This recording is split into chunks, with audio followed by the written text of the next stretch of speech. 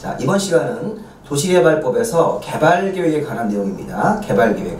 자, 우리 개발계획은 도시개발구역 지정과 마찬가지로 앞부분에서 나오는 건데, 개발계획이라는 게 도시개발 사업의 계획이라고 해서 행정관청인 지정권자가 시도나 대도시나 국토부 장관님이 지정권자가 도시개발 사업은 내가 정하는 대로 해라, 이렇게 사업의 가이드라인을 제시하고 사업에 대해서 방향을 지시하는 계획이라고 개발계획을 이해하시면 되겠어요. 개발계획이 나오고 나서 뒤에 실시계획도 나올 겁니다. 다음 강의에. 자, 그러면 개발계획을 수립 고시할 때는 크게 4가지 공부할 주제가 나옵니다. 첫 번째가 수립시기입니다. 자, 화면에 있는 개발계획 수립시기를 보시면, 자, 개발계획은 구역을 지정하기 전에 수립하는 게 원칙입니다. 그래서 지정권자가 구역을 지정하려면 미리 개발계획을 수립해야 된다, 이렇게 해석하는 거야. 구역을 정하기 전에 미리 개발계획을 먼저 만드는 겁니다. 그런데 어떤 특정 장소에서는 구역을 지정한 후에 나중에 개발계획을 수립할 수 있어요. 어떤 지역이 그런 일이 있냐면 구역을 정하고 나서 나중에 개발계획을 만들 수도 있습니다. 순서가 구역 정하기 전에 미리 개발계획을 하지 않고 구역 지정 후 나중에 개발계획을 수립할 수 있습니다. 어떤 데냐면 일단 개발계획을 공모한 지역이 있어요. 개발계획에 들어갈 내용을 공개적으로 모집한 지역들. 그 다음에 두 번째 보시면 다음의 지역이라고 해서 우리 교재 화면에 나왔듯이 자연녹지나 생산녹지 지역, 그 다음에 도시지역, 외지역 같은 데가 있습니다. 자, 우선 보존녹지는 안 되고요. 자, 요 도시지역 중 자연녹지나 생산녹지, 그 다음에 도시지역, 외지역. 도시지역, 외지역이면 관리, 농림, 자연 같은 지역들이 있었죠. 용도지역 이름이. 또 이제 세 번째가 국토부 장관님이 국가 균형 발전을 위해서 정하는 지역들. 그리고 마지막으로 도시개발구역 안에 여러 개의 용도지역이 들어가 있는데 주거상업공업이 100분의 30 이하로 들어간 지역들. 그래서 이제 주거상업공업이 100분의 30 이하로 들어가 있으면 그 나머지 지역들도 70% 넘는 지역들이 주거상업공업이 아닌 뭐 자연녹지나 이런 지역이기 때문에 그런 지역도 구역 지정 이후에 나중에 개발계획을 수립할 수 있는 지역으로 볼 수가 있습니다. 다음, 도시개발구역을 정할 때, 개발계획을 수립할 때 이제 동의받는 규정이 있죠.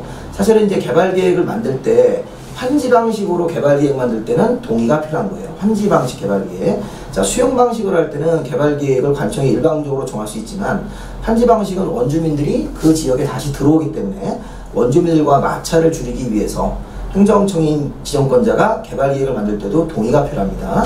환지 방식 개발계획을 만들 때는 전체 면적에, 사업하는 전체 환지 방식 면적의 3분의 2 이상 토지 소유자와, 그 와가 중요한 거예요. 또는 그러시면 안 됩니다. 면적 3분의 2 이상 토지 소유자와 토지 소유자 총수 2분의 1 동의를 양쪽 다 얻으셔야 돼요.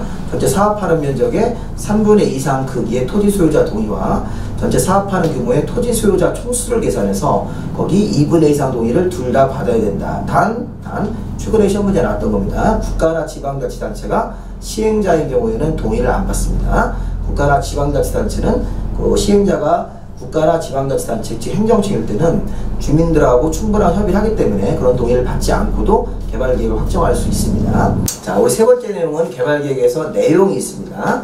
자, 개발계획에는 아까 우리 지정권자라는 관청이 사업을 어떻게 해라 지시를 하는 계획이니까 개발계획에는 여러 가지 내용이 있습니다. 그래서 제가 이제 한 14가지로 정리를 했는데, 처음에는 도시개발구역에 보면 명칭이나 면적 같은 게 들어가야 되겠죠. 구역의 면적, 위치 같은 것들. 두 번째 사업기간, 시행자, 시행방식이 있는데 중요한 거는 5번부터 제가 수업 중에도 이제 설명을 했던 건데 좀 앞글자를 따서 이걸 외우셔야 돼요. 토인, 토지용계획, 인구수용계획, 교통처리계획, 환경보존계획, 그 다음에 보건의료, 병원 만드는 계획, 그 다음에 원형지 같은 것들을 수용방식 할 때 배우실 건데 원형지로 공급할 토지의 개발 방향 이렇게 나와서 그거하고 이제 그 12번 항목에 수용, 사용 대상이 되는 토지나 건물 등의 세목이라는 게 있죠. 세부 목록. 그래서 외우실 때 토, 인, 교환, 세, 원, 보 이렇게 7가지 먼저 외우셔야 돼요.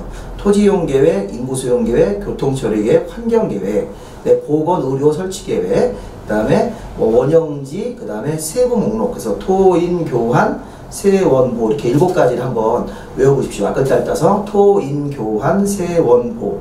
토지용계획, 인구수용계획, 교통처리계획, 환경보전계획, 보건의료 설치계획, 원형지 같은 것들의 공급, 개발 방향, 그 다음에 수용사용 대상으로 들어가 있는 토지의 세부 목록, 이렇게 해서 개발계획의 주요 내용들을 보시고, 그리고 나머지 이제 11번부터 14번까지도 간단히 보겠습니다. 11번에 보시면 구역 밖에다가 기반시설을 설치할 때 기반시설 비용계획, 간단하게 기반시설 비용계획, 12번에 수용사용 대상으로 들어가 있는 토지나 건물의 세목, 13번에 보시면 세입자 안정대책, 14번에 단계별 추진계획 이런 것들도 개발계획에 들어갈 내용이 됩니다. 내용인데 개발계획에 포함될 때 구역 지정 이후에 나중에 포함될 수 있다. 이렇게 해서 보시면 되겠습니다.